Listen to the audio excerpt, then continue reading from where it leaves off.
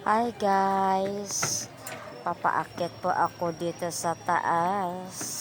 Ang sarap talaga ng piling gara. Ang sarap pala ditong maglibot dito sa Palawan.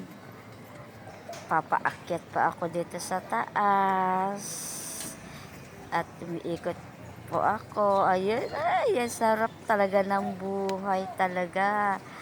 Tapos, bababa ako at pupunta po ako sa kabila.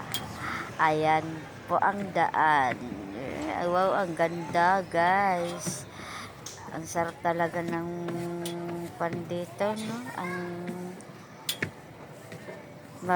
masyal dito. First time ko po dito na pumunta po. Promise, ang saya, nakaka-enjoy po talaga. Wow, feeling ko parang nasa Baguio po ako talaga. Nakaka-enjoy po dito. Talaga naman mga guys.